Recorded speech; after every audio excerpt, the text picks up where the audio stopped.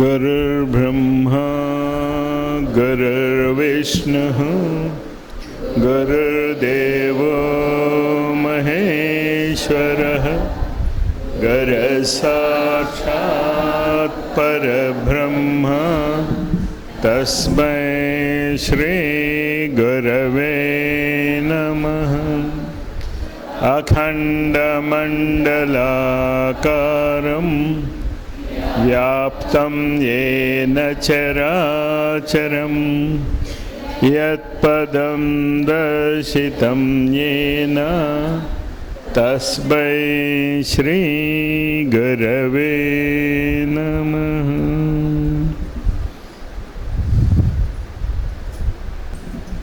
పరిణామ క్రమములో మూడు ముఖ్యమైనటువంటి మార్పులు గత కోట్ల సంవత్సరాల బట్టి ఈనాటి వరకు వచ్చాయి.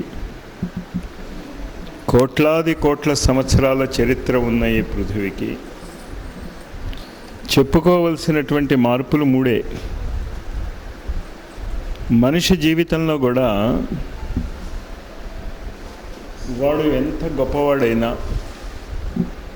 ఎంత లోకుల దృష్టిలో పనికివాడైనా, పనికిరానివాడైనా వాడికి మూడే మార్పులు ఉంటాయి. ఇప్పుడు మనం మొదలెడుతున్నటువంటి ఈ సాధన నాలుగవ మార్పుకి మొదలో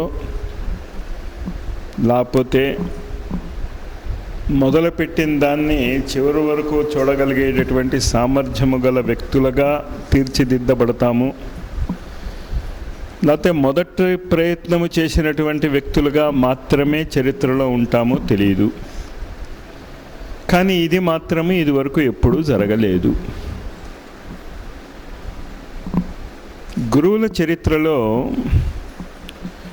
ఈ మూడు మార్పులు వాళ్ళ జీవిత కాలంలో, నా ఉద్దేశం వాళ్ళ యొక్క పృథ్వీగ్రహ జీవిత కాలంలో వాళ్ళే మూడు మార్పులుగా చెప్పుకుంటూ వస్తారు.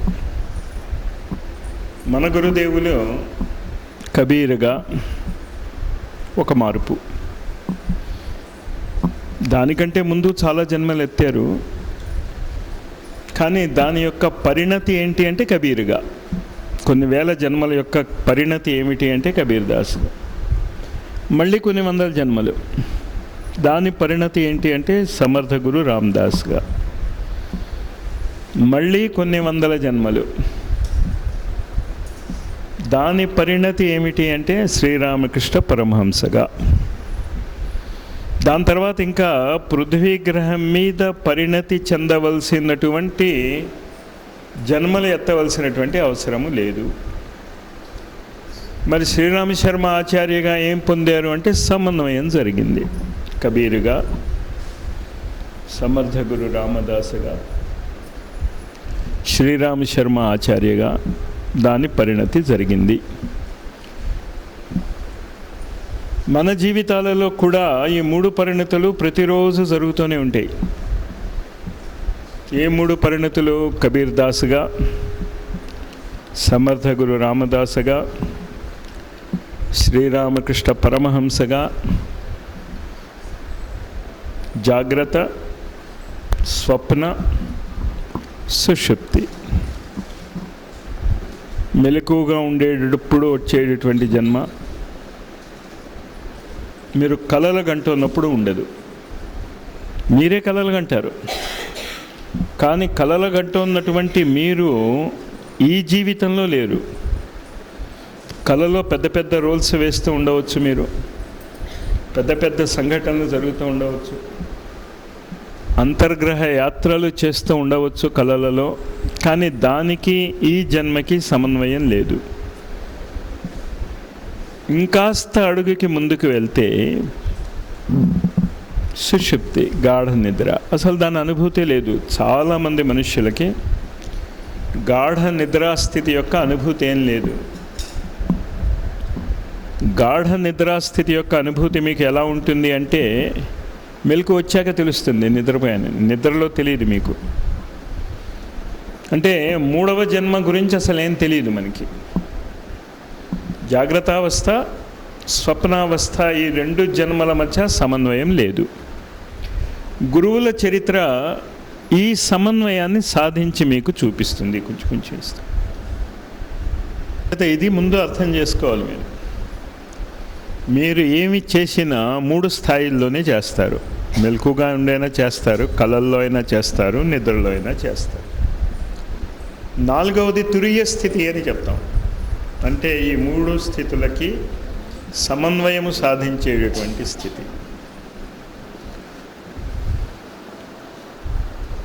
ఇది గురుదేవుల యొక్క జీవితాన్ని కనుక మనం పరిశీలిస్తే, కబీర్ దాస్గా జాగ్రత్త అవస్థలో చేయవలసినటువంటి పనులు చెప్పాడు ఆయన. అంటే దానికి ముందు చెప్పలేదని కాదు, దానికి ముందు ఆయన నేర్చుకుంటున్నాడు.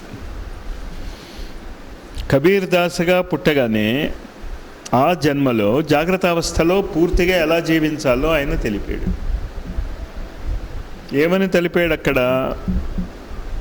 మీ యొక్క జీవితంలో జ్ఞానము చాలా ముఖ్యము, మూఢ విశ్వాసాలు పనికిరాదు.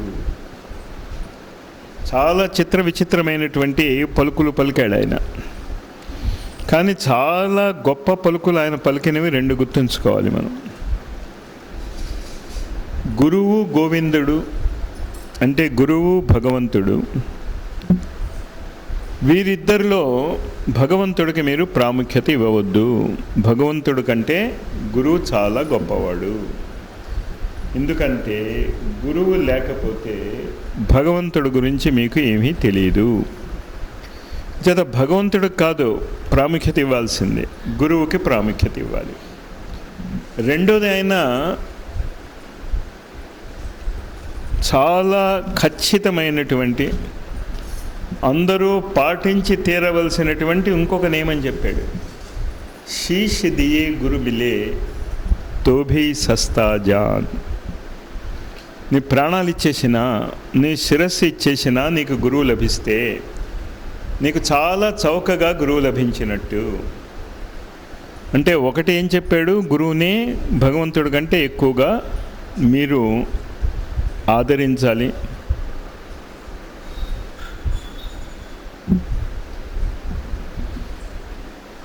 రెండవది, గురువుని పొందటానికి ప్రాణాలు ఇచ్చేయటానికైనా రెడీగా ఉండాలి.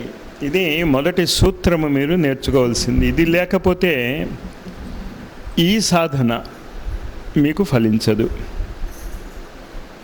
మిగతావి చాలా ఉన్నాయి కబీర్ దాస్ గురించి, ఆచరించవలసినవి, నేర్చుకోవలసినవి.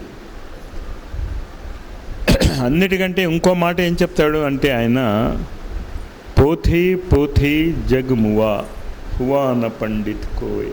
పుస్తకాలు పుస్తకాలు పుస్తకాలు చదివేశారు మనుష్యులు, ఎవడు పండితుడు కాలేదు. ఢాయి ఆఖర్ ప్రేమ కా పఢే తో పండిత్ హోయ్. 2.5 అక్షరాలు ఉన్నాయి ప్రేమ అని. ఈ 2.5 అక్షరాలు, ఈ ప్రేమ గురించి ఎవడికి తెలుస్తుందో వాడు నిజమైనటువంటి పండితుడు.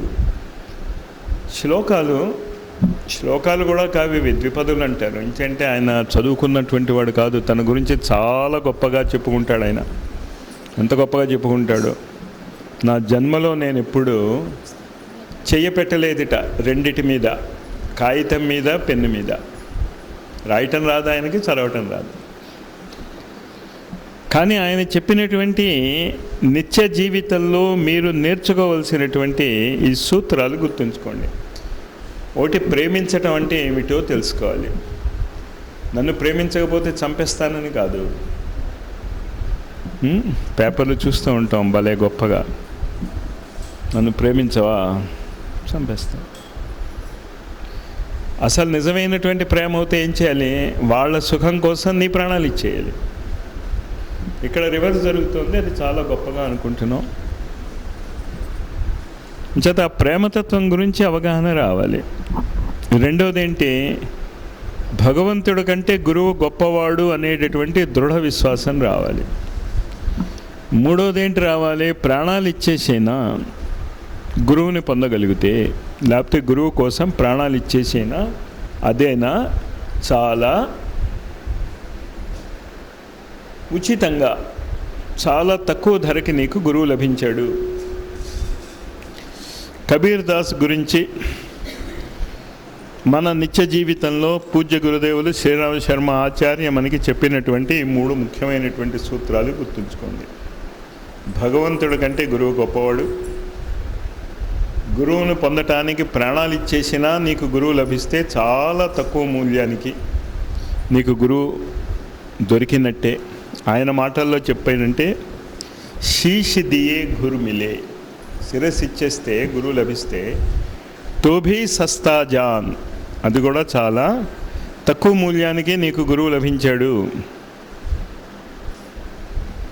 దాని తర్వాత ఇంకా ఏం నేర్చుకోవాలి? అక్కడ ప్రేమతత్వాన్ని నేర్చుకోవాలి. ఇది అయిపోయిన తర్వాత కొన్ని జన్మలు అయిన తర్వాత కొన్ని సాధనలు ఆయన ఇంకాస్త పరిపక్వ స్థితికి తెచ్చుకున్న తర్వాత ఈ జ్ఞానము నుంచి కర్మయోగానికి వచ్చాడు. ఇందాక చెప్పింది కబీర్ దాస్లో చెప్పింది జ్ఞానయోగం. మళ్ళీ మళ్ళీ దాన్ని గుర్తుంచుకోవాలి మీరు. ఇవాళ ఇక్కడ ఈ క్యాసెట్లో చెప్పింది ప్రపంచం అంతటికీ వెళ్ళాలి ఈ క్యాసెట్స్. ఇదే విధంగా ఈ సాధనలు జరుగుతూ ఉండాలి. మొట్టమొదటి నేను చెప్పింది ఏంటంటే మొత్తం మానవ జీవితాన్ని 3 అంచెలుగా ఎదుగుతుంది. దానికి నువ్వు ఎన్ని జన్మలు ఎత్తుతావు అనేది నీ ఇష్టం. కానీ నేర్చుకోవాల్సింది ఇది. మొట్టమొదటి ఏం నేర్చుకోవాలంటే గురువు ఉండాలి. గురువు కోసం ప్రాణాలైనా ఇచ్చేస్తాను. భగవంతుడి కంటే గురువు గొప్పవాడు. కానీ గురువుని దొరకాలి అంటే ప్రేమతత్వం నాకు తెలియాలి. ఇది మొదటి అడుగు. ఈ అడుగు వేసిన తర్వాత ఇటువంటి వ్యక్తి, ఇటువంటి జ్ఞానము ఉన్నటువంటి వ్యక్తి తన జీవితాన్ని ఎలా మలుచుకోవాలి, దానిని సమర్థ గురు రామదాస్ జీవితంలో ఆయన చూపించాడు. ఏమిటి ఆయన అక్కడ చూపించింది? ఈ 3 లక్షణాలు ఉన్నటువంటి వ్యక్తి తన జీవితాన్ని ఎలా మలుచుకోవాలి. మొదటి మలుపు ఎక్కడొచ్చింది ఆయన జీవితానికి? సావధాన్ అనేటటువంటి ఒక మాట విన్నాడు. మొట్టమొదటిసారి ఆయన జీవితంలో పల్లెటూళ్ళలో పుట్టి పెరిగాడు. పెళ్ళి జరగబోతున్నది. పురోహితుడు పాపం ఏదో మంత్రం చదువుతూ నోరు జారి సావధాన్ అన్నాడు. పెళ్లి పీటల మీద నుంచి లేచాడు. లేచిన తర్వాత ఎక్కడికి వెళ్ళాడు తెలియదు. గొప్ప గొప్ప సాధనలు చేశాడు. రామమంత్రానికి సంబంధించినటువంటి 13 అక్షరాల కలిగినటువంటి మంత్రాన్ని సాధించాడు. చనిపోయినటువంటి అనేక ప్రాణులకు ప్రాణం ఇచ్చాడు. అంటే సావధాన్ అనేటటువంటి ఒక మాట పెళ్లిపీటల నుంచి లేచిపోమని కాదు చెప్పేది. అక్కడ చెప్పదలుచుకున్నది ఏంటి అంటే మృత్యువు నీకు ఎప్పుడో అప్పుడు తప్పదు. ఇవాళ కాకపోతే రేపు, రేపు కాకపోతే 100 ఏళ్ల తర్వాత అయినా చనిపోతావు. చనిపోయే లోపల మృత్యువుని గెలువు. అంటే నువ్వు చావకుండా ఉండటాన్ని అలవాటు చేసుకో. చచ్చిపోయేటటువంటి దాంట్లో ఉన్నటువంటి రహస్యాన్ని తెలుసుకో. ఎప్పుడైతే ఈ రహస్యం తెలుస్తుందో నువ్వేం చేయగలవు అంటే చనిపోయిన వాళ్ళకి ప్రాణాలు ఇవ్వగలవు. రహస్యం ఎప్పుడైతే తెలిసిపోతుందో నీకు దాని మీద అథారిటీ వస్తుంది.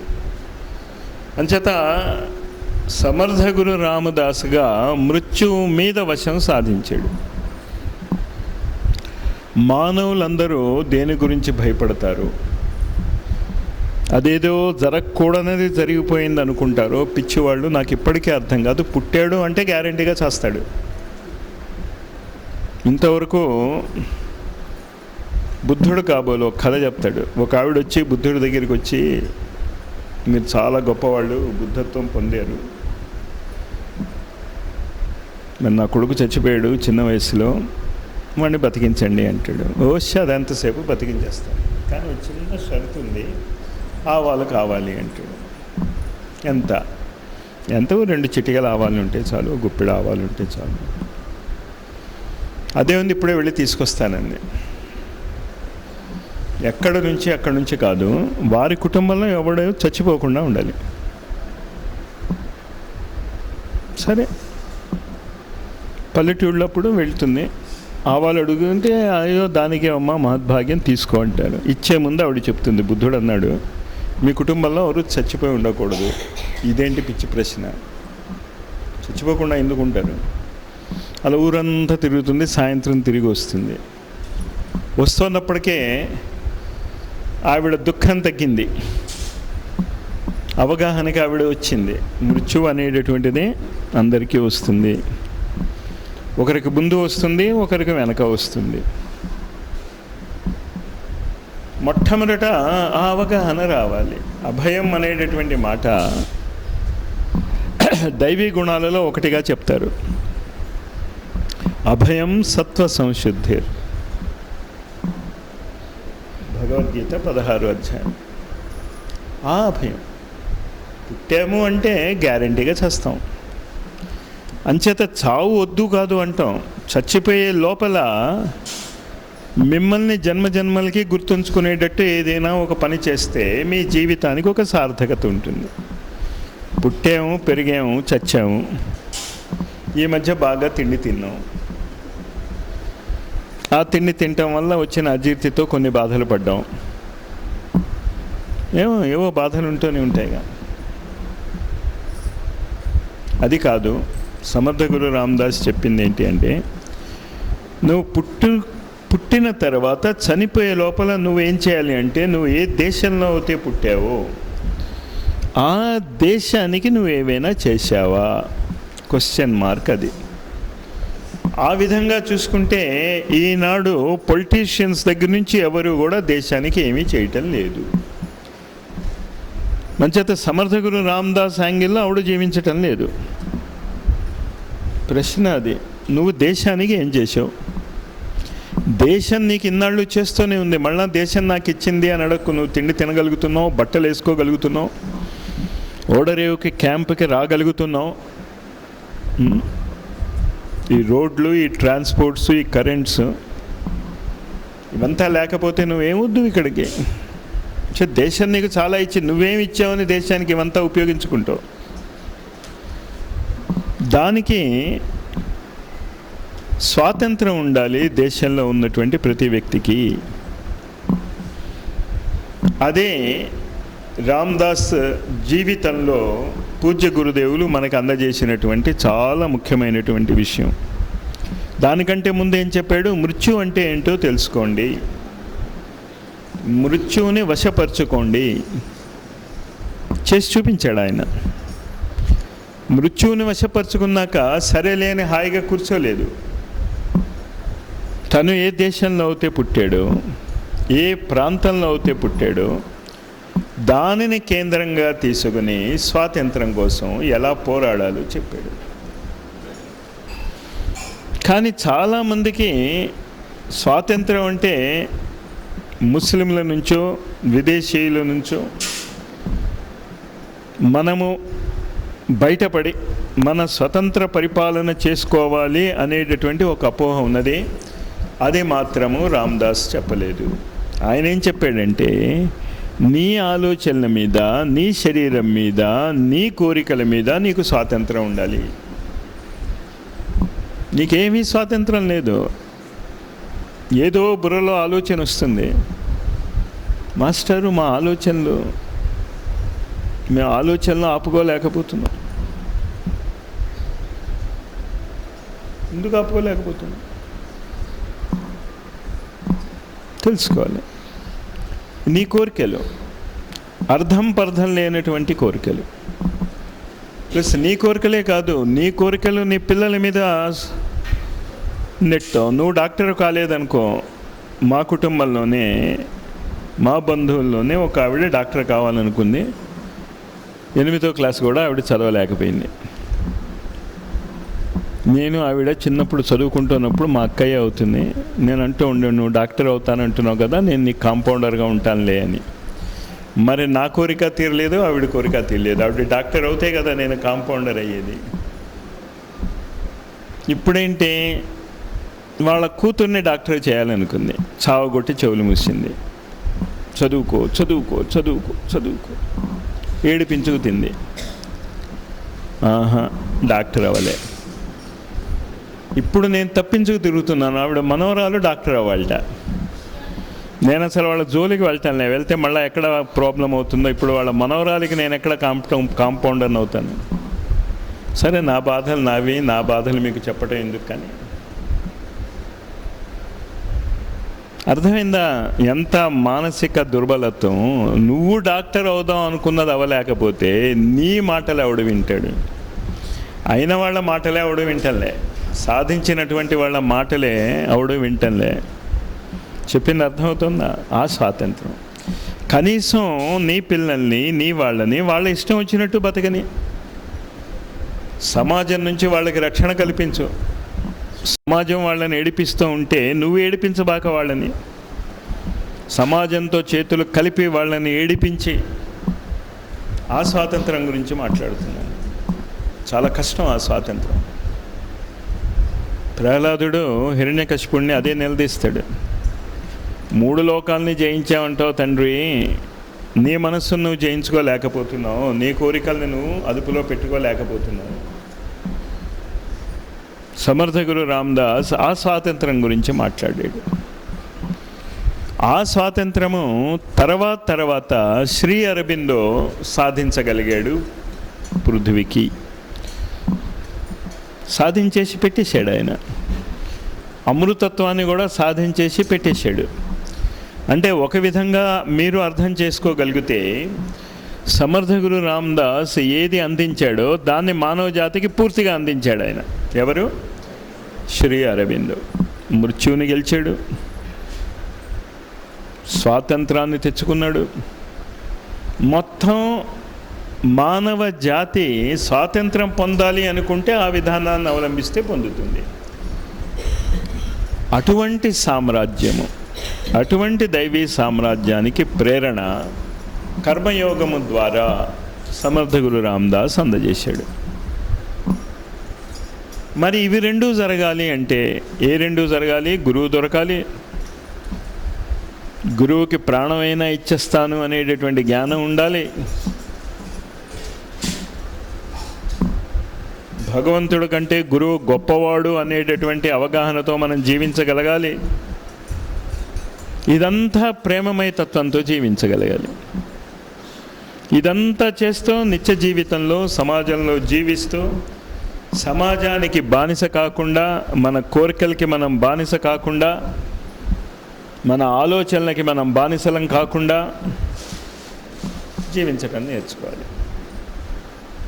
ఇదంతా జీవించాలి అంటే కర్మయోగము, జ్ఞానయోగము మనకి రావాలి అంటే దేవతల సహకారం ఉండాలి. వ్యక్తిగతంగా మనం ఏం చేయలేము. ఎండ ఉండకుండా ఉండాలి అంటే ఏసీ పెట్టుకోవచ్చు మనం, కానీ కరెంట్ లేకపోతే ఏసీ ఏం చేస్తుంది? ఏసీలో ఉండేటటువంటి కరెంటు దేవత, ప్రాకృతిక శక్తులు దేవతలు.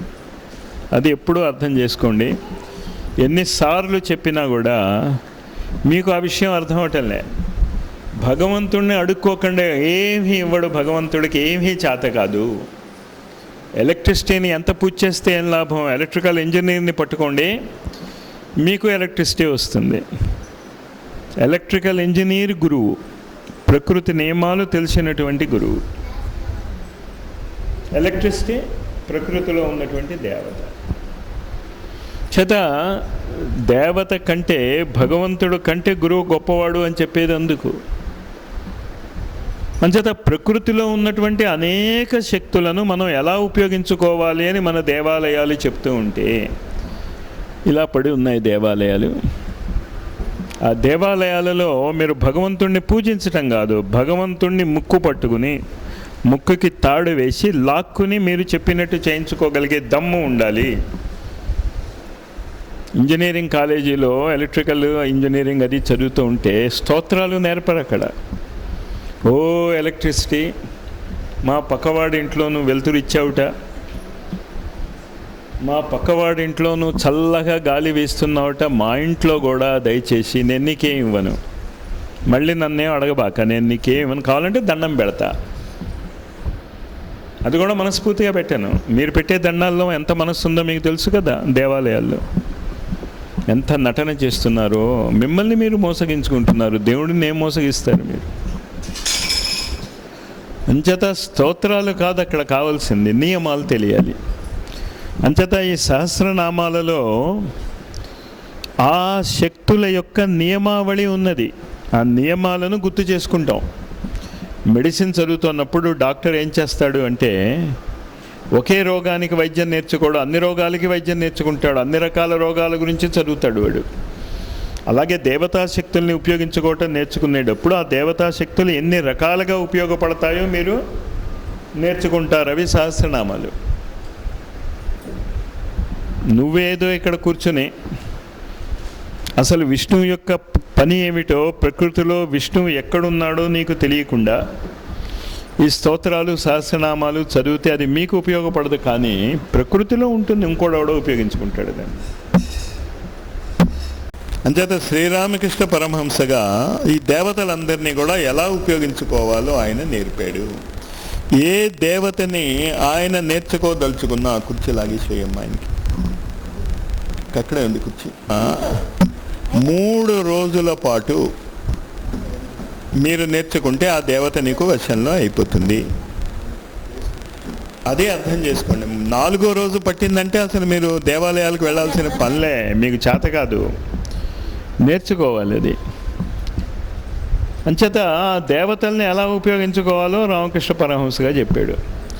అంటే ఎంత సమన్వయాత్మకమైనటువంటి జీవితమో పూజ్య గురుదేవులు శ్రీరామ శర్మ ఆచార్యది అర్థం చేసుకోండి. అటువంటి గురువు యొక్క శిష్యులుగా మనం ఏం చేస్తున్నాం అది మనం అర్థం చేసుకోవాలి ఇప్పుడు. అంటే జ్ఞానయోగము, కర్మయోగము, భక్తి యోగము. జ్ఞానయోగము కబీర్ దాస్గా, కర్మయోగము సమర్థ గురు రామదాస్గా, భక్తి యోగము శ్రీరామకృష్ణ పరమహంస. కానీ ఈ 3 సరిపోవు. ఈ 3 యోగాలు సమన్వయం చెందాలి. ఆ సమన్వయం శ్రీరామ శర్మ ఆచార్య అనేటటువంటి జీవితంలో ఆయన సాధించి ఆ సమన్వయాత్మకమైనటువంటి సమర్పణ యోగాన్ని గత 3 జన్మలలో నేను సాధించుకోలేకపోయాను. ఏ గత 3 జన్మలు? కబీర్ దాస్గా. అది అర్థం చేసుకోండి ఆ గొప్పతనం. వీళ్ళు 3 గొప్పవాళ్లే, కానీ శ్రీరామ శర్మ ఆచార్య ఎవరు అంటే ఈ 3 యొక్క సమన్వయం. ఈ 3 యొక్క సమన్వయము ఎలాగ ప్రపంచానికి అందజేయాలి అది పెద్ద సమస్య అయింది గురుదేవులకు, పెద్ద సమస్య అయింది. మళ్ళీ కబీర్ దాస్గా అప్పుడు చెప్పిందంతా చెప్పాలా? ఏ సైంటిస్ట్ ఒకసారి రీసెర్చ్ చేసి తను కనిపెట్టింది మళ్ళీ ఇతరులకి చెప్పడు.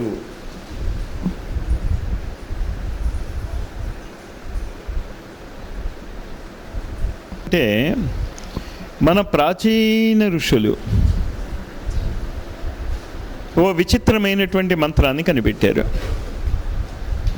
నేను కావాలనే ఆ మాట వాడుతున్నాను. విచిత్రమైనటువంటి మంత్రము గాయత్రి మంత్రం.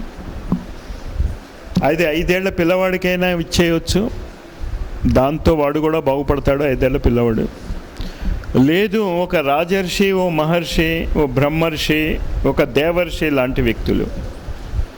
దేవర్షులు అంటే నారదుడు లాంటి వ్యక్తులు, బ్రహ్మర్షి అంటే వశిష్ఠుడు లాంటి వ్యక్తులు,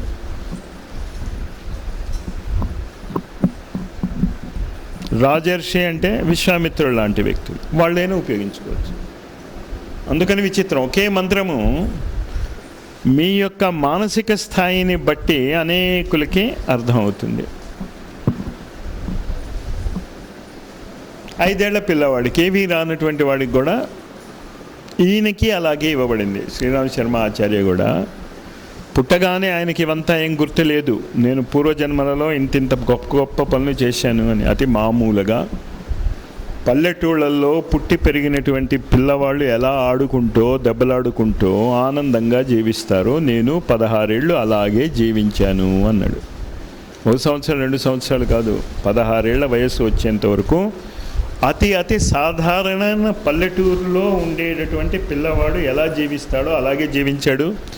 ఆయనకి ఎట్టి పరిస్థితుల్లోనూ కూడా నేను 21 జన్మల్లో ఇంతింత పనులు చేశాను అనేది ఆయనకి తెలియదు. ఒక చిన్న సంఘటన మాత్రం జరిగింది 16 ఏళ్లలో. సుమారు ఆయనకి 8 ఏళ్ల వయసు ఉన్నప్పుడు ఆయనకి గాయత్రి మంత్ర దీక్ష ఇవ్వబడింది. సరే, గాయత్రి మంత్రం అందరూ చేస్తున్నారు, ఆయన చేస్తున్నాడు. ఇందాక నేను చెప్పాను, గాయత్రి మంత్రము విచిత్రమైనటువంటి మంత్రము. పిల్లవాళ్ళు వాడేసుకోవచ్చు, దాన్ని దేవర్షులు వాడేసుకోవచ్చు, ఈ మధ్యనున్న మనము వాడేసుకోవచ్చు. ఇంతకీ మనం పిల్లవాళ్ళమో దేవర్షులమో మరి మనం ఎక్కడ చెందుతామో మీరు నిర్ణయించుకోండి. అసలు పిల్లవాళ్ళము కూడా కాదేమో చూసుకోండి. గాయత్రి మంత్రము పిల్లవాళ్ళు ఉపయోగించుకునేటట్టు కూడా మీరు ఉపయోగించుకోవటం లేదేమో అని ఒక క్వశ్చన్ మార్క్ వేసుకోండి, ఆలోచించుకోండి. సరే, మదన్ మోహన్ మాలవీయ ద్వారా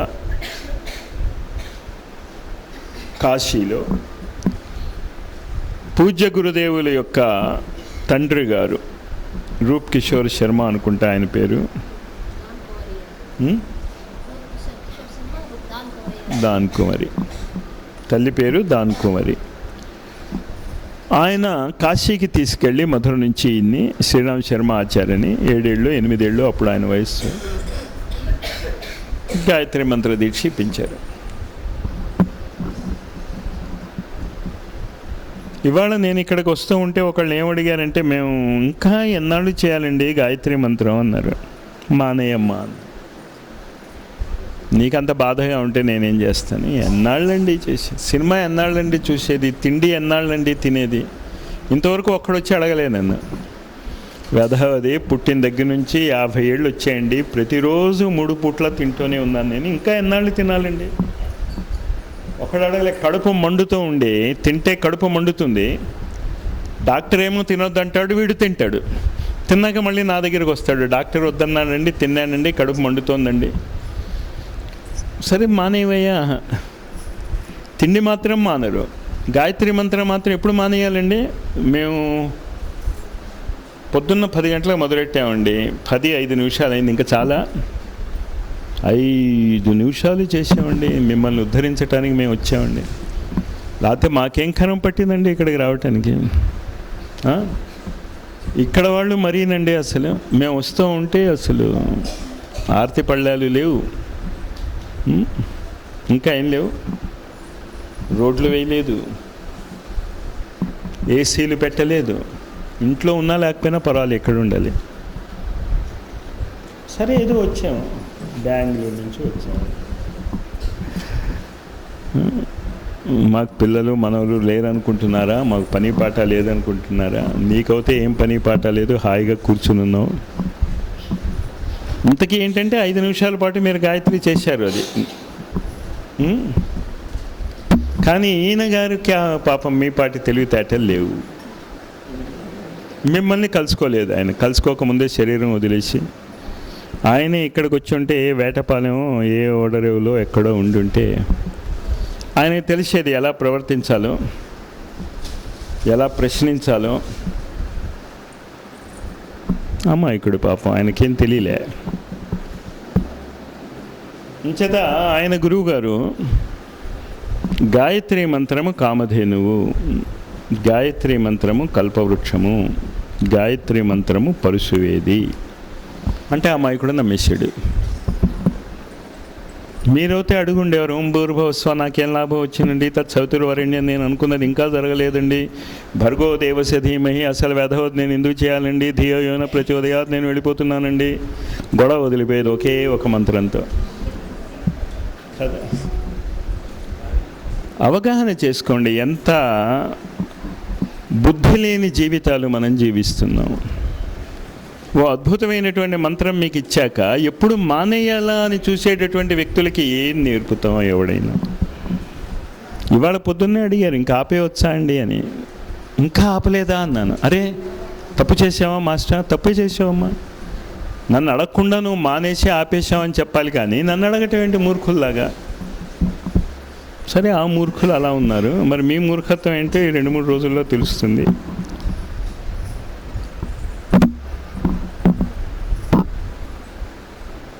పరుశువేది, పరుశువేది అంటే అర్థం ఏంటంటే, ఇనువుకి దాన్ని ముట్టిస్తే పరుశువేదిని, ఇనువు బంగారం అయిపోతుంది. గాయత్రి మంత్రంలో ఆ శక్తి ఉంది, ఇనువును బంగారంగా మార్చగలిగేటటువంటి శక్తి ఉంది. కల్పవృక్షము,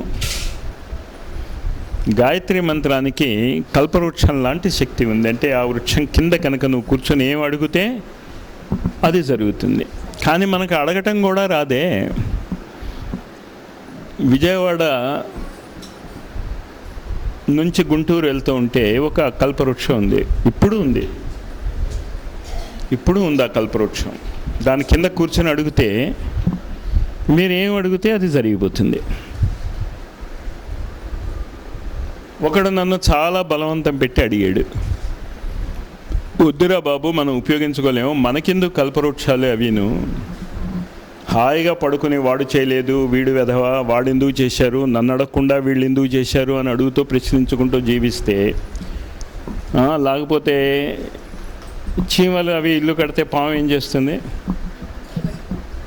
అలాగా ఏముంది, వాళ్ళు ఎవరో ఏదైనా కట్టి పడేస్తే అది నాది అంటే పోతుంది కదా. వెరీ సింపుల్ అదంతాను. ఆ జీవిత విధానం నీకు చేత కావటం లేదు. నువ్వు ఎందుకయ్యా అనవసరంగా కల్పవృక్షం అడుగుతావు? వాయించేశాడు, మీరున్నారో లేదో సుకృత విలాలో అప్పుడు నన్ను వాయించి పెట్టాడు, చెప్పండో అని రాసి అన్నాను. ఏం జరిగినా నేను బాధ్యుడినే కాదు, గురువుగారు చెప్పను అన్నారు, నేను నేర్చుకుంటున్నాను. అడిగాను కల్పవృక్షం ఎక్కడుంటుందో అని, గురువుగారు చెప్పారు కూడా, నాయన కల్పవృక్షం దగ్గర నీకు కోరటం రాదు, కొంపలు అంటుకుంటాయి, రాసిమ్మన్నాను. నేను రాసిచ్చాక సాక్షి సంతకాలు మీరు పెట్టలేదేమో, ఎవరో పెట్టారు. సరే ఈయన గారు బయలుదేరారు కల్పవృక్షాన్ని వెతుక్కుంటూ. ప్రతి 2 నిమిషాల్లోనూ నాకు ఫోను, కల్పవృక్షం కనిపించలేదండి అని. ఇప్పుడు అది కూడా నాదే అన్నమాట ప్రాబ్లము. కల్పవృక్షం ఎక్కడుందో నేను వెళ్ళి చూపించాలి, నేను చూపించనన్నా. సరే ఏదో ఆయన వెతుక్కుంటూ కూర్చున్నాడు. సరే ఆఖరికి అతి కష్టం మీద కల్పవృక్షం దగ్గరికి వెళ్ళాడు. ఇలాగే ఎండాకాలం మరి చెట్టు వెతుక్కుంటూ ఉండాలి అంటే నడుస్తూ వెళ్ళాల్సిందే తప్ప నేను కారులో వెళ్ళిపోతాను, ఏసీ వ్యాన్లో వెళ్ళిపోతానంటే కుదరదు కదా, చెమటలు వస్తున్నాయి ఆయనకి. సరే కల్పవృక్షాన్ని పట్టుకున్నాడు. అమ్మయ్య అనుకుని ఆ చెట్టు కిందకి వెళ్ళి, మాస్టర్ కల్పవృక్షం, అమ్మ ఇంకా నన్ను ఎందుకు అడుగుతావు, నన్ను అడగాల్సిన పనే లేదు, కల్పవృక్షాన్ని అడుగన్నాడు. ఈ లోపల ఆయన ఏమనుకున్నాడంటే, చెమట పడుతుంది, చల్లటి మంచినీళ్ళు దొరికితే బాగుండు అంటే, ఇప్పుడు చందా ఇక్కడ ఉన్నట్టే మరి అక్కడ ఎవరో అమ్మాయి వచ్చింది, చల్లటి నీళ్ళు ఇచ్చేసింది. నేనైతే ఇప్పుడు నీళ్ళు వద్దన్నా. అక్కడ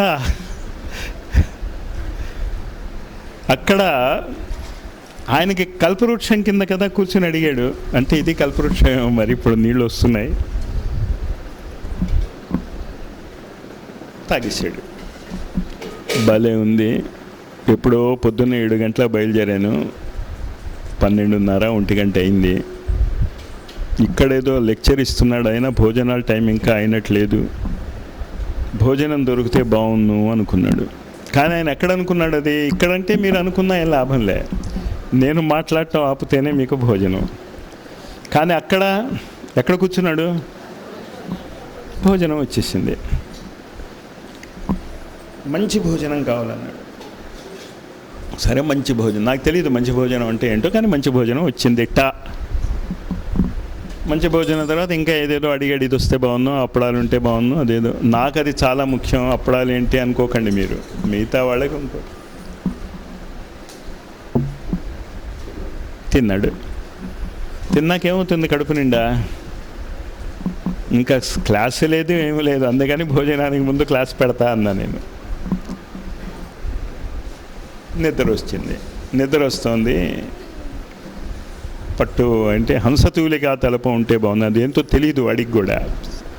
మాయాబజార్లో చూశాడు, అవేవో ఉంటాయని సినిమాలు గుర్తొచ్చింది. సరే అది వచ్చేసింది, పడుకున్నాడు.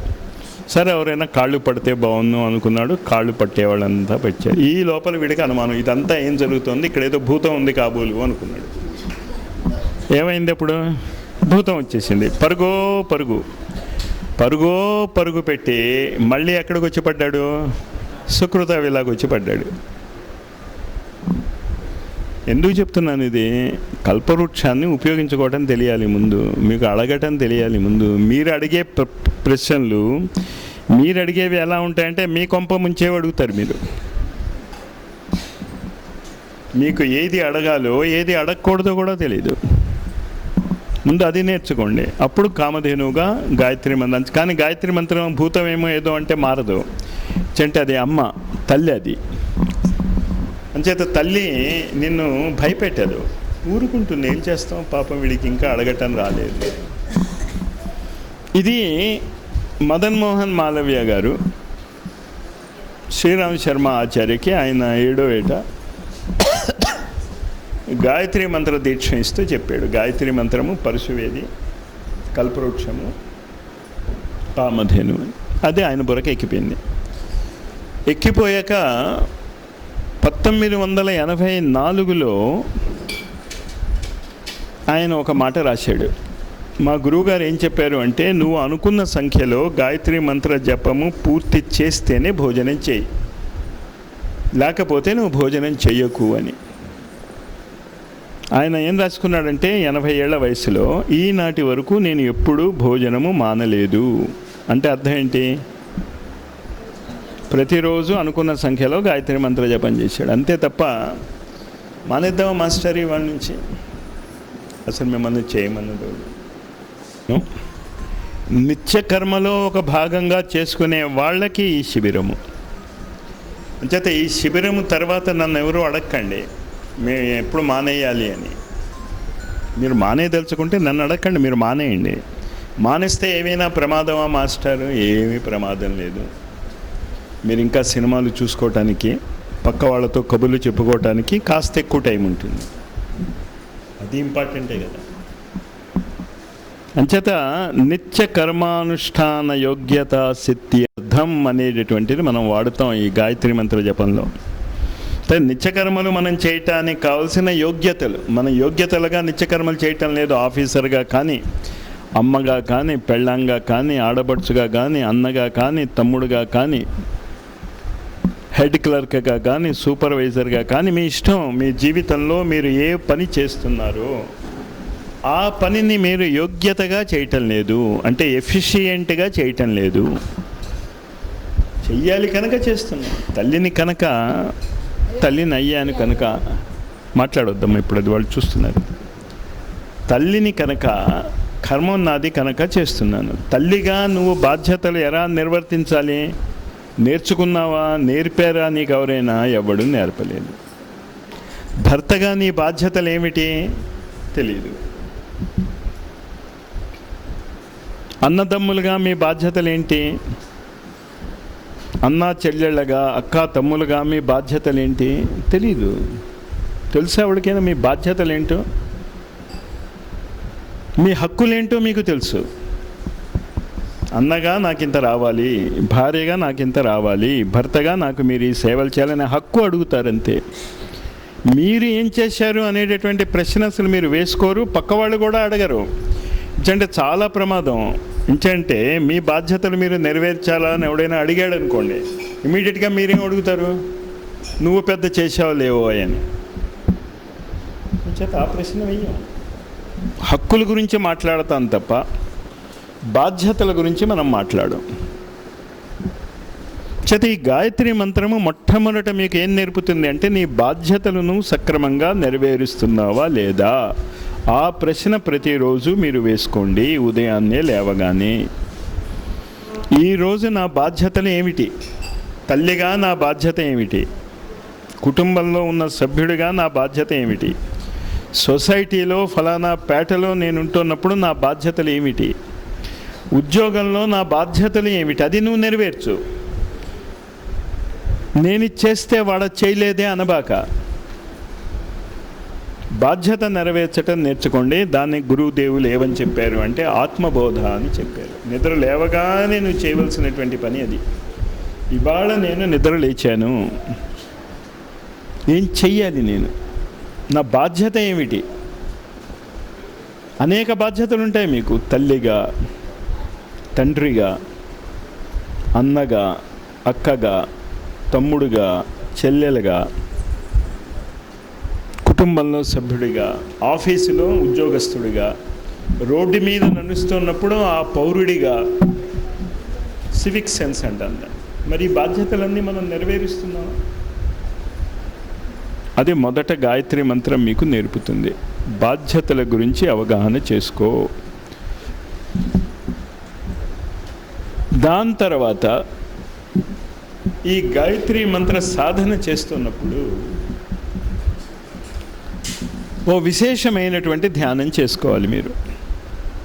ఆ ధ్యానం గురించి నేను తర్వాత చెప్తాను. కానీ ఇక్కడ గురువు గారి యొక్క జీవితంలో వచ్చినటువంటి మార్పులు అర్థం చేసుకోండి. రోజుకి 5 మాలలు గాయత్రి మంత్ర జపం చేస్తాను అనుకున్నాడు. తనకి 16 ఏటు వచ్చేంత వరకు, అంటే 8 ఏళ్ల పాటు ఆడుతూ పాడుతూ రోజు చేసింది ఏంటి అంటే 5 మాలలు గాయత్రి మంత్ర జపం చేసేవాడు ఖచ్చితంగా. వాళ్ళ గురువు ఎలా చేసుకోమని చెప్పాడో అలాగా. ఒకరోజు ఆయన మామూలుగానే తన 5 మాలలు గాయత్రి మంత్ర జపం చేయటానికి కూర్చున్నాడు. 16 ఏట ఆ రోజు వసంత పంచమి బ్రాహ్మీ ముహూర్తంలో కూర్చుని ఆయన దీపం వెలిగించుకుని గాయత్రి మాతకి మామూలుగా జపం చేసుకుంటున్నాడు. ఏమి విశేషంగా ఏమీ లేదు. కానీ సడన్గా ఏమైందంటే ఒక దివ్యమైనటువంటి జ్యోతి దీపం నుంచి బయటకు వచ్చింది. ముందు అది ఏంటో తెలియక భయపడ్డాడు. మెల్లిమెల్లిగా గడ్డం అది ఉన్నటువంటి ఆ రూపం దాదా గురుదేవుల రూపము, ఆ రూపం ఆయన ముందు సాక్షాత్కరించి భయపడ్డాడు. 16 ఏళ్ల వాడు, పల్లెటూరులో ఉన్నవాడు, పెద్ద చదువు అది ఏం లేదు.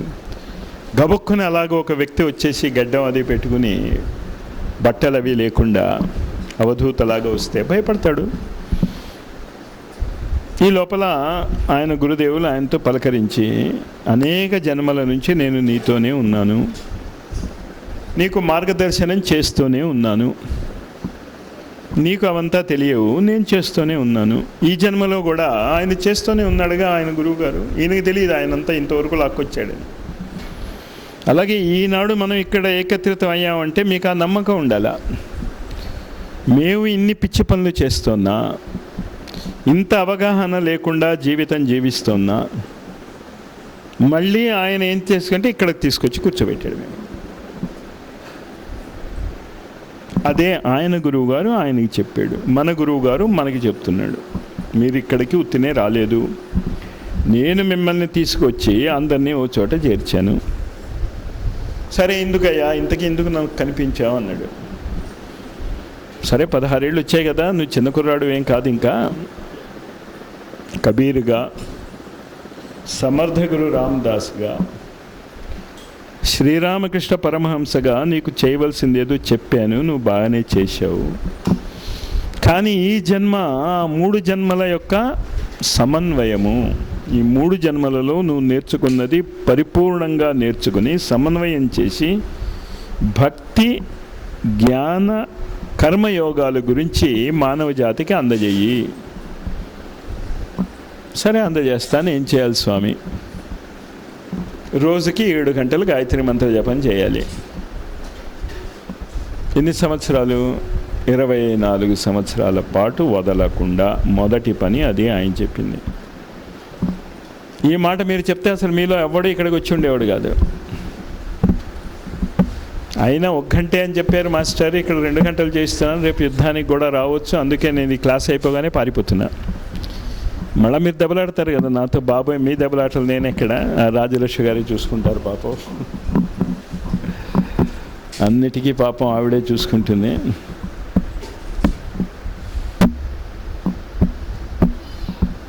ఇరవై 24 సంవత్సరాల పాటు రోజుకి ఎన్ని గంటలు గాయత్రి మంత్ర జపం చేసుకోవాలి. ఈ 16 ఏళ్ల బాలుడు అంతేనా అన్నాడు. చేసేస్తానన్నాడు. చేసేస్తే సరిపోదయా, ఇంకో పని ఉంది. భారతదేశము స్వాతంత్ర పోరాటం జరుగుతుంది భారతదేశంలో, అందులోనూ స్వయం సేవకుడుగా భారతదేశ పోరాటానికి ప్రాణాలు ఇచ్చి ఒడ్డుతోన్నటువంటి అనేక మంది వ్యక్తులకి తిండి పెట్టి, వాళ్ళ బట్టలు ఉతికి, వాళ్ళకి కావాల్సిన పనులు చేసి, వాళ్ళు రాసిన ఉత్తరాలు ఇంకో చోటకి తీసుకెళ్ళి ఈ పనులంతా చెయ్యాలి. ఎవరికి చేయాలి? మామూలు వ్యక్తులకు కాదు, దేశం కోసం పోరాడుతున్నటువంటి వ్యక్తులు. వాళ్ళు ఎక్కడుంటారో తెలియదు. పోలీసులు వెంటాడుతూ ఉంటారు, ఎప్పుడైనా చంపేయచ్చు వాళ్ళని నిన్ను కూడా. అంతే తప్ప సుఖంగా ఓడరేవులో మిమ్మల్ని కూర్చోబెట్టి మజ్జిగ దాహం వేస్తుంది, మజ్జిగ ఇస్తున్నారయ్యా, ఇవ్వండి ఇవ్వండి. అక్కడ శ్రీరామ్ శర్మ ఆచార్యకు అలా మజ్జిగలు ఎవరు ఇవ్వలేదు. ప్లస్ ఎలాంటి పని అది? ప్రాణం పోయేటటువంటి పని పట్టుబడితే. ప్లస్ వాళ్ళకి వండి పెట్టాలి. వండి పెడితే సరిపోదు, బట్టలు ఉతకాలి. బట్టలు ఉతికితే కూడా సరిపోదు. వాళ్ళు ఏదో ఉత్తరాలు అవి రాసిస్తే పోలీసులు కంటపడకుండా, పోలీసులు కంటపడితే పైకి వెళ్ళిపోతే ఇంకా మధ్యన జరిగేదేం లేదు. ఆ దీపం ఆరిపోకుండా 24 సంవత్సరాలు కాపాడుకోవాలి నువ్వు. ఈ గంతా చేస్తావు, మంత్రజపం చేసుకోవాలి. స్వాతంత్ర సంగ్రామంలో ఎవడైతే కష్టపడుతున్నాడో వాడి వెంట ఎక్కడెక్కడికో వెళ్ళాలి, వాళ్ళ బట్టలు ఉతకాలి, వాళ్ళకి తిండి పెట్టాలి. చిన్న కురవాడు కదా, 16-17 ఏళ్ల వాడేగా. వాళ్ళు రాసిన ఉత్తరాలన్నీ ప్రమాదకరమైనటువంటి ఉత్తరాలు అందరికీ అందజేయాలి. వాళ్ళు ఇచ్చిన జవాబులు మళ్ళీ వీళ్ళ దగ్గరికి తీసుకురావాలి. ఇదంతా చేస్తే ఏం చేయాలి? అఖండ దీపం వెలిగించుకోవాలి. మనం అయితే గ్యారంటీగా నీకేం పిచ్చి పట్టిందా అయ్యా, ఎలా చేస్తామని అడుగు ఉండేవాళ్ళం. ఈయన అమాయకుడు కనుక ఆ ప్రశ్న వేయలే గురువుని. చేస్తానన్నాడు. గురువుకు ఉత్సాహం వచ్చేసింది. అయితే ఇంకో కండిషన్ ఉంది అన్నాడు. అంచేత గురువు చెప్పిందంతా ఒప్పేసుకోకండి, మీరు ఎక్కడో ఆపేస్తే గురువు ఆగుతాడు, లేకపోతే ఇంకో కండిషన్ అంటాడు, ఇంకో కండిషన్ అంటాడు. ఇంకో కండిషన్ ఏం పెట్టాడు? నీ ఇష్టం వచ్చిన తిండి తినటానికి వీల్లేదు, నువ్వు వండి ఏదైనా పెట్టుకో, నువ్వు మాత్రము గో సంస్కారిత ఆహారమే తినాలి. గో సంస్కారిత ఆహారం అంటే అర్థం ఏంటి? ఆవుకి బార్లీ గింజలు తన చేతులతో ఒక గుప్పెడు పెట్టాలి. ఆవుకి తన చేతులతో ఎన్ని బార్లీ గింజలు వస్తే అన్ని, తర్వాత ఆవుకి కావాల్సిన ఆహారం అంతా పెడతాం. ఆవు పేడలోంచి ఆ బార్లీ గింజలు అరగనివి బయటపడతాయి. నువ్వు ఒక గుప్పెడు పెట్టావు, ఎన్ని పడతాయో తెలియదు. దాన్ని కడుక్కుని పేడని వాటిని దాన్ని బార్లీ గింజల్ని ఎండబెట్టి నీ చేతులతోనే దాన్ని గ్రైండ్ చేసుకుని, భగవంతుడు తెలియాలి ఎన్ని గింజలు వస్తాయో, గ్రైండ్ చేసుకుని దాంతో నువ్వు ఎన్ని రొట్టెలు అవుతాయి అన్ని రొట్టెలు తిను. ఒకరోజు ఏం రాలేదనుకో, పక్కింటి వాళ్ళని వెళ్ళి అడగబాక. No food. ప్లస్ ఆ ఆవు యొక్క పాలతోనే వచ్చినటువంటి మజ్జిగ తాగాలి, పాలు తాగకూడదు. ఇది ఆయన పెట్టిన కండిషన్స్ గురువు. ఆయనేం అనుకోలే, రైట్ నేను చేస్తానన్నాడు.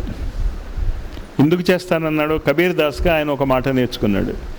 శీష్ దియే గురుమిలే తోభీ సస్తా జాన్. ప్రాణం ఇచ్చినా గురువు లభిస్తే చాలా చౌకలో గురువు దొరికాడు అనుకున్నప్పుడు ఈ నియమాలు ఏముందనుకున్నాడు ఆయన.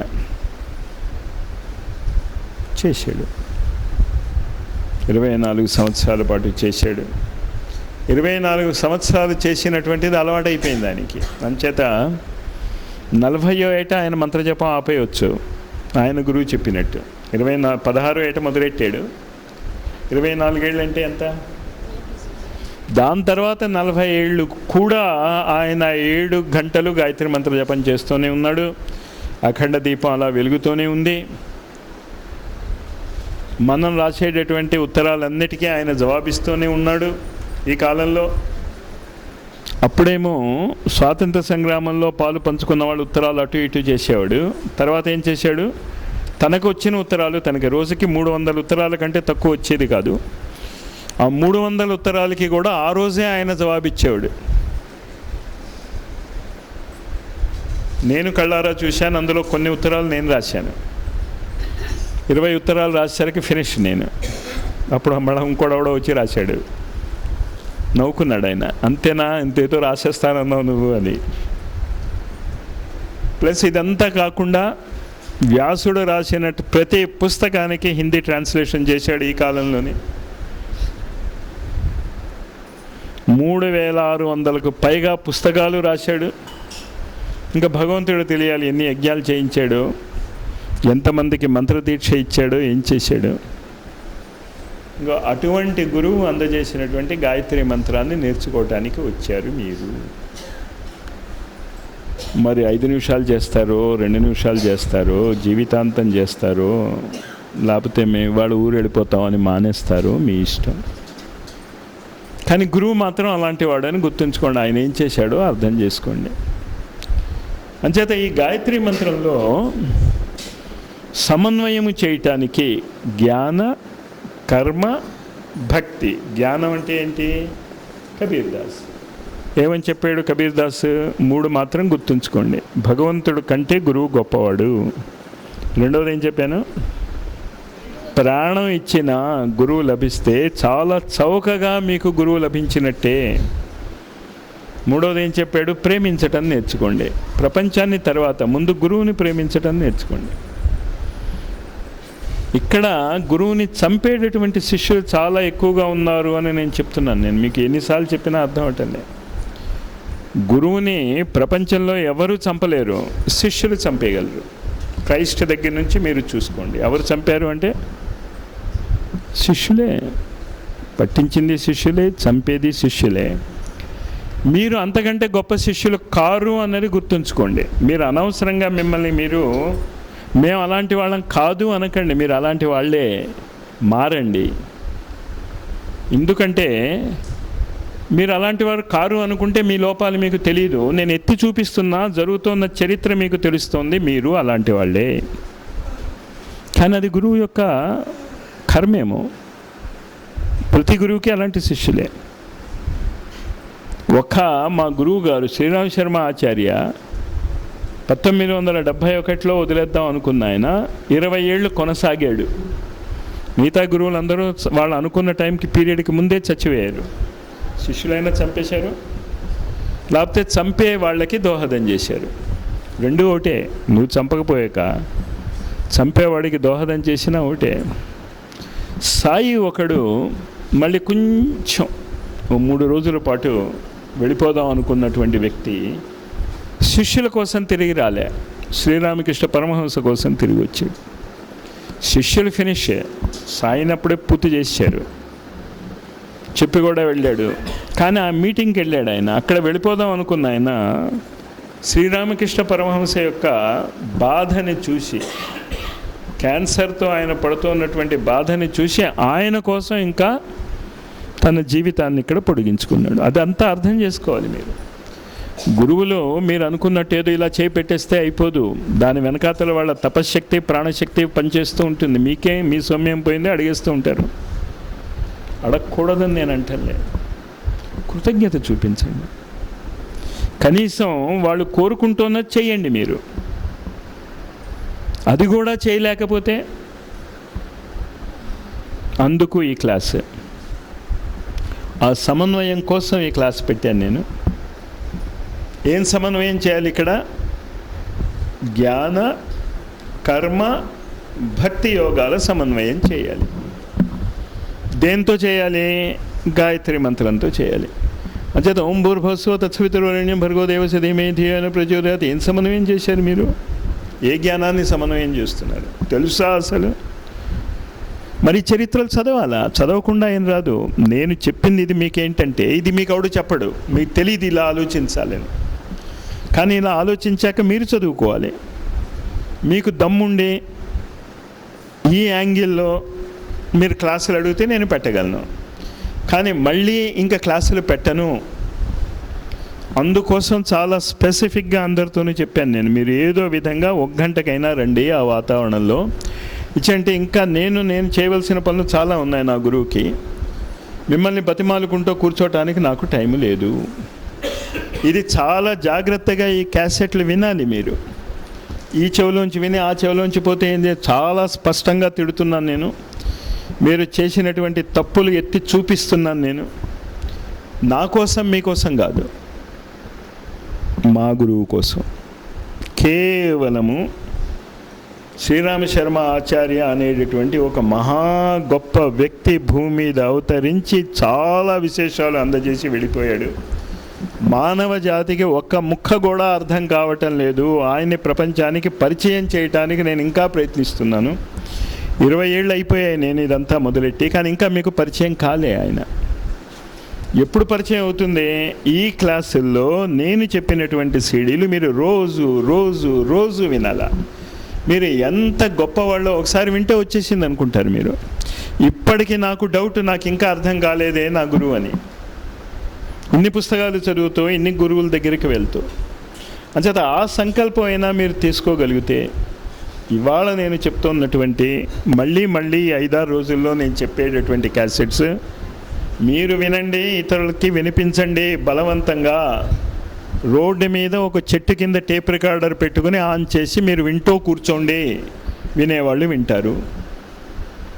అనవసరంగా ఆశ్రమాల జోలికి వెళ్ళకండి.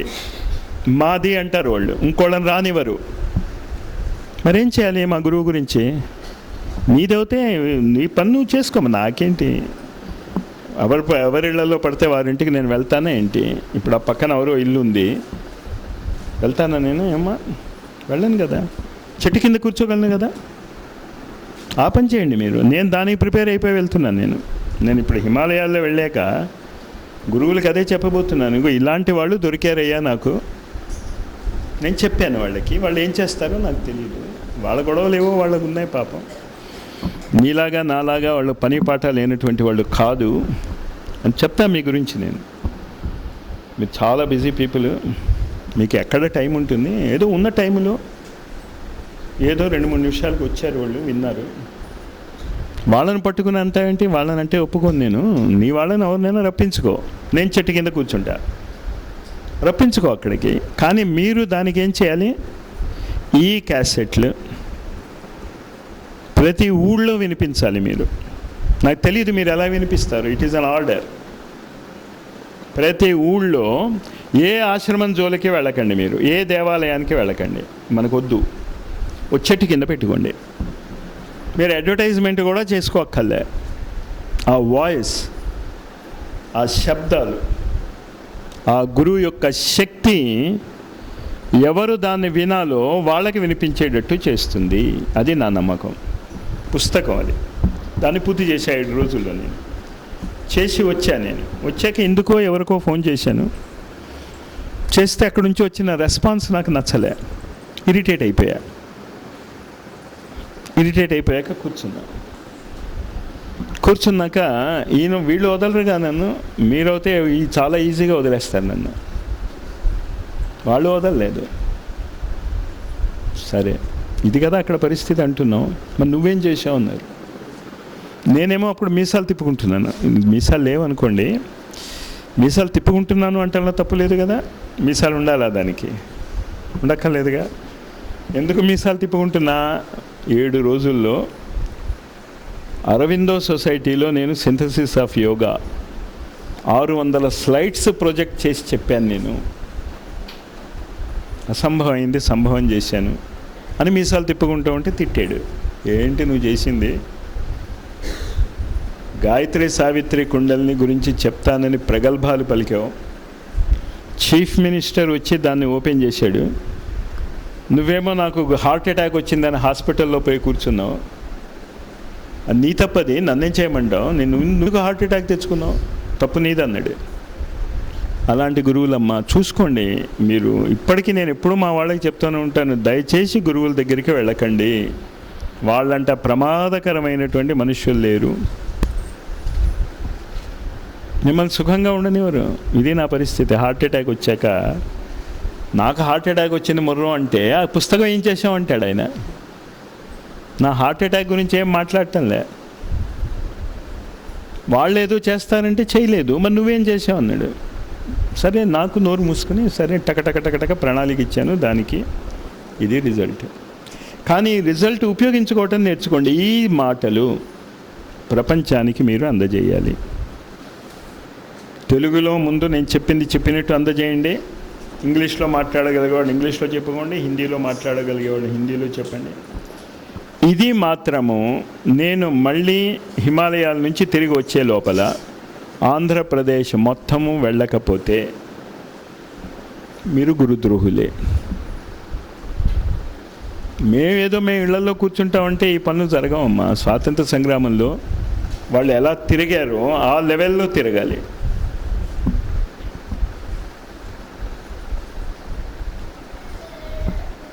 చేత ఈ సమన్వయం చేయటానికి గాయత్రి ఎలా ఉపయోగించుకున్నాడు శ్రీరామ్ శర్మ ఆచార్య అంటే, తత్ సవితుర్వరేణ్యం, ఆ శ్రేష్టమైనటువంటి సూర్యుడి వలె జీవించటం నేర్చుకో ముందు. భర్గో దేవస్య ధీమహి, మరి సూర్యుడిలాగా జీవిస్తే ఏం జరగాలి? నీలో ఉన్నటువంటి అజ్ఞాన అంధకారం పోవాలి, నీలో ఉన్నటువంటి అజ్ఞానం పోవాలి. పోయాక ఏం చేయాలి? పోయిందండి అంటే ధియో యో నః ప్రచోదయాత్, నీ పనులు అంధకారంలో జీవిస్తున్నటువంటి వ్యక్తుల వలె కాకుండా జ్ఞాన సూర్యుడు వెలుగుతున్నటువంటి వ్యక్తుల యొక్క జీవితంలాగా ఉండాలి. దానికి మీరు ఆలోచించక్కర్లేదు కూడా, నేను చెప్పేస్తున్నాను ఏం చేయాలో. ఈ క్లాసుల్లో నేను చెప్పినటువంటి సాధనలు మీరు చేసుకుంటూ ప్రపంచానికి అందజేయండి. ఇంకా మీకు ఏం పని లేదు. ఇక్కడ మీకు ఏం నేర్పించామో అది చేసుకోండి, అది ప్రపంచానికి అందజేయండి. ఇది అందజేయటంలో ఈ క్లాసుల్లో నేను మీకు 3 ముఖ్యమైనటువంటి శక్తుల గురించి చెప్తాను. నేను మొట్టమొదటిది ఏంటి అంటే మంత్రశక్తి. ఆ మంత్రశక్తి కోసమే మీరు ఇప్పుడు ఈ జపాలు చేస్తున్నారు. ఇది 29 ఆ ప్రాంతాల లోపల 24 లక్షల మంత్ర జపం అయిపోతుంది అని నేను అనుకుంటాను. ఇప్పటికే అసలు ఆ టార్గెట్ దగ్గరికి వెళ్ళిపోతున్నారేమో అని నా అనుమానం కదా. చాలా ఎక్కువ అవుతుందని, కానీ ఎక్కువ అవ్వాలి, ఎక్కువ అవుతుందని తగ్గించుకోకండి. టార్గెట్ ఏంటి అంటే 24 లక్షలు పూర్తి అవ్వాలి 29వ తారీఖున. దానికంటే 2-3 రోజుల ముందే ఆ టార్గెట్ మనం పూర్తి చేయబోతున్నాం అన్నది కూడా నాకు అర్థమవుతుంది. మీ సామర్థ్యం మీకు అర్థమవుతుందా? ఎంత గొప్ప పని మీరు చేయగలుగుతున్నారు. అది కూడా ఏంటి, నేను అనుకున్నంత మంది ఇంకా కదలలేదు, టైం లేక నేను అందరికీ చెప్పలేకపోయాను. గబుక్కుని అనుకున్నాను కదా, ఇది అనుకున్న ప్రోగ్రాం కాదు ఇది. అయినా మీరు చేయగలుగుతున్నారు, దాన్ని అలాగా నిభాయించుకోండి. శబ్దశక్తి, ఈ శబ్దశక్తికి మీరు చేస్తున్నటువంటి నిత్యకర్మ, గాయత్రి మంత్ర పూజ, మంత్రజపం, కవచం, మార్జనం, తర్పణం, హోమం, శాపోద్ధారణ, ఇది చాలా ముఖ్యం. అది మీరు చేస్తూనే ఉన్నారు. 10 ఐటమ్స్ చేస్తూనే ఉన్నారు. ఇది నేర్చేసుకోండి. ఇది బ్రేక్ రాకుండా చూసుకోండి. ఇంకా ఇంకా ఎక్కువ అయ్యేటట్టు చూసుకోండి. నేను చెప్పింది మీకు అర్థమవుతే మళ్ళీ ఇటువంటి అవకాశం ఖచ్చితంగా రాదు. ఎందుకంటే నాకు ఆల్రెడీ ఇతర పనులు అప్పచెప్తున్నారు గురువులు, నేను హిమాలయానికి వెళ్తున్నందుకు. అంచేత ఈ టైప్ ఆఫ్ ఇంటరాక్షన్ ఉండకపోవచ్చు. ఇంకా ఏం చేస్తారో నాకు తెలియదు. వాళ్ళతో పెద్ద గొడవ ఏంటంటే గురువులు కూడా ఒకటే మాట అంటారు, అమ్మయ్య మాకు అంతా అర్థమవుతుంది కానీ మనిషి ఎప్పుడు ఏం చేస్తాడో మేము చెప్పలేము. ఒకసారి రాక్షసుడిలాగా ప్రవర్తిస్తాడు, ఒకసారి దేవుడిలాగా ప్రవర్తిస్తాడు. ఎప్పుడు వాడు రాక్షసుడు అవుతాడో, ఎప్పుడు దేవుడు అవుతాడో, ఎప్పుడు ఇదంతా నాదే అంటాడో, ఎప్పుడు సరేనండి గురువుగారు మీరు ఇదంతా చేయండి అంటాడో నేను చెప్పలేము. అంచేత నువ్వు నన్ను అడగబాక అన్నారు వాళ్ళు. వాళ్ళు నిన్ను రానిస్తారా రానివరా, నీ మాట వింటారా వినరా అనవసరం. దానికి ఈ షార్ట్ కట్ కనిపెట్టాను నేను. చేత ఈ నిత్యకర్మ అనేటటువంటి శబ్దశక్తిని మీరు నేర్చుకుంటున్నారు. ఆ శబ్దశక్తిని మీరు ఎలా నేర్చుకోవాలో అనేది రేపు సాయంత్రం మళ్ళీ వస్తానేమో నేను. చేత క్లాసులు ఎప్పుడైనా పెట్టేయచ్చు నేను. అంటే సబ్జెక్ట్ చాలా చెప్పాలి, టైం చాలా తక్కువ ఉంది. అంచేత ఎప్పుడు వీలు దొరికితే అప్పుడు నేను చెప్పేస్తూ ఉంటాను. నేను మంత్రజపాన్ని దానికి అనుగుణంగా మీరు చేసుకోవాలి. అంటే మంత్రజపం శబ్దశక్తిని ఎలా ఉపయోగించుకోవాలో చెప్తుంది. దీని తర్వాత ప్రాణశక్తిని ఎలా ఉపయోగించుకోవాలో చెప్తాను నేను. గాయత్రి మంత్రాన్ని ఉపయోగించుకుని ప్రాణశక్తిని ఎలా ఉపయోగించుకోవాలి.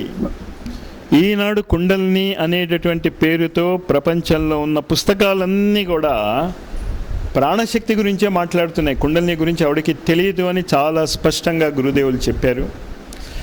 ఆయన చాలా చాలా పుస్తకాలని నేను చదివాను, చూశాను.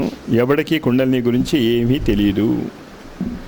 కానీ కుండలిని విద్య గురించి ఏమీ చెప్పకపోతే ఈ కాలంలో ఆ విద్య నాశనం అయిపోయేటటువంటి పరిస్థితి ఉన్నది. అన్నిటికంటే చాలా ప్రమాదకరమైన పరిస్థితి ఏంటి అంటే ప్రాణశక్తితో వచ్చే చమత్కారాలను కుండలిని శక్తి అనుకుని అసలు దాని గురించి మాట్లాడటమే మానేస్తారు మనుష్యులు. కనుక ప్రాణశక్తి అంటే ఏమిటో చెప్పాలి, కుండలిని శక్తి అంటే ఏంటో చెప్పాలి. చేత 3 చెప్తాను నేను. శబ్దశక్తి, ప్రాణశక్తి, కుండలిని శక్తి. దానికి తగినటువంటి సాధనలు చేయిస్తాను. దీనికి కావలసినటువంటి సీడీ సాధనలకు సంబంధించింది రిలీజ్ చేశాను నేను. 2 భాషల్లోనూ ఉంది అనుకుంటా, తెలుగు, ఇంగ్లీష్ ఉంది. మరి చూసుకోండి, నేను నా పని అప్పుడు చేశాను నేను అంతా కూడా. అంచేత ఇక్కడికి మీరు రాత్రి పొగలు నేర్చుకోండి. నేర్పేవాళ్ళు మీకు ఉండి నేర్పుతాము అనేటటువంటి టైంలో మీరు నేర్చుకోకపోతే ఎవరో ఒకళ్ళు నేర్చుకుంటారు. మీ ఉద్దేశం ఏంటి? మీరు నేర్చుకోకపోతే ప్రపంచంలో ఎవడు నేర్చుకోడా? ఈ సీడీలు నేను అప్పుడే వెబ్సైట్లో పెట్టేసి ఉన్నాను. ఈ సాధనలు మీరు దేశం అంతా, ప్రపంచం అంతటా చేసుకోండి అని చెప్పి ఉన్నాను నేను. అంటే మీ ఉద్దేశం ఏంటి? వాళ్ళు ఎవరు చేయరా, మీరే ఇంతలా కదిలి వస్తే దేశ విదేశాల్లో ఇంకా బాగా కదులుతారేమో అని ఒక అపోహ నాకు. అంచేత ఈ 3 శబ్దశక్తి ద్వారా కర్మయోగాన్ని, ప్రాణశక్తి ద్వారా భక్తి యోగాన్ని, కుండలిని శక్తి ద్వారా జ్ఞాన యోగాన్ని, ఇవి 3 మీరు నేర్చుకోబోతున్నారు. దీనికి కావలసినటువంటి వాతావరణం ఇక్కడ చాలా కరెక్ట్గా ఉంది. అందులో ఇది మీరందరూ కరెక్ట్గా సమన్వయంగా కృషి చేస్తే శ్రీరామ శర్మ ఆచార్య యొక్క జ్ఞాన సంపదను ప్రపంచానికి అందజేసేటటువంటి ఏకైక స్థలం ఇదే అనేటటువంటి పేరు కూడా మీరు తెచ్చుకోవచ్చు. కానీ మేము వాళ్ళు వస్తేనే చేస్తాం, వీళ్ళు వస్తేనే చేస్తాం, వాళ్ళని రానివ్వం, వీళ్ళని రానివ్వం, ఫలానా వాళ్ళు ఇలా చేయటానికి హక్కే ఉంది, ఎవరిని అడిగి ఈ పనులంతా చేస్తున్నారు. ఎవరిని అడిగి నేను చేయటం లేదు, నాకు నచ్చింది కనుక చేస్తున్నాను. నేను చాలాసార్లు చెప్పాను, నాకు నచ్చిన పని చేయటానికి ప్రపంచంలో నన్ను ఎవడు ఆపలేడు. మీరు మాత్రము నాతో రాదలుచుకుంటే ఈ రోజుల్లో చాలా స్పష్టంగా ఈ క్యాసెట్ని, ఇప్పుడు నేను చెప్పినటువంటి క్యాసెట్ని మీరు మళ్ళీ మళ్ళీ వినాలి. ఇంటికి వెళ్ళి వింటాం కాదు, ఇక్కడ వినాలి. విన్నాక ఏం చెయ్యాలో అర్థం చేసుకోండి. దాని తర్వాత వెళ్ళే లోపల ఖచ్చితంగా నేను మీకందరికీ కూడా వ్యక్తిగతంగా ఎలా చేసుకోవాలో అనేటటువంటి దిశానిర్దేశన చేస్తాను. రాని వాళ్ళు, రానేనటువంటి వాళ్ళు ఏమీ బాధపడక్కర్లేదు. చెప్పిన ప్రతిదీ టేప్ అవుతుంది, ప్రాబబ్లీ వీడియో కూడా అవుతుంది. దానిని స్పష్టంగా